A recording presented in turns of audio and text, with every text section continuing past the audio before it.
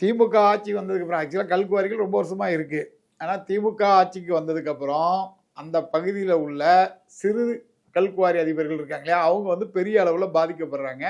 அது இல்லாமல் அந்த மண்ணின் மைந்தத்தில் இருக்கக்கூடியவர்களுக்கு வேலை வாய்ப்பு கிடைக்கிறது இல்லை. இது வந்து தொடர்ந்து நடந்துகிட்டு இருக்கு.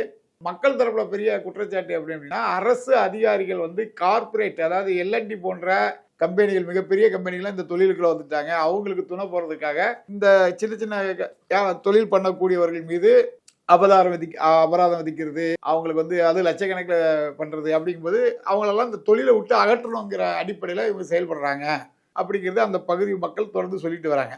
இது எப்படி அப்படின்னு கேட்டீங்கன்னா, கார்ப்பரேட் வந்து என்ன பண்றாங்க அப்படின்னா, இப்போ நீங்க வந்து உதாரணத்துக்கு ஒரு கூல் ட்ரிங்க்ஸ் தொழில் எடுத்து பாருங்க. இப்போ ஒரு காலத்துல வந்து தமிழ்நாடு முழுவதும் ஆயிரக்கணக்கான சின்ன சின்ன குளிர்பான கடைகள் இருந்தது.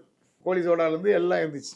அப்போ கொக்கோ கோலா உள்ள வரும்போது என்ன பண்றான், நம்ம இந்தியாவில் ஒரு முக்கியமான கம்பெனியாக இருந்து கோல்ட் ஸ்பாட், சிட்ரா, தம்ஸ் அப் இந்த மாதிரியான அதெல்லாம் விலைக்கு வாங்கிடுறான். சின்ன சின்ன கம்பெனிகள் இருக்காங்க இல்லையா, அவங்களுடைய பாட்டில்லாம் விலைக்கு வாங்கி அடிக்கி உடைச்சிடுறான். அவங்களால பாட்டில் வாங்குறதுக்கு கல்கத்தாவில் போய் பாட்டில் வாங்கணும், அதுக்கே பணம் இல்லாமல் அவங்க கம்பெனிகளை மூடக்கூடிய ஒரு நிலைமை.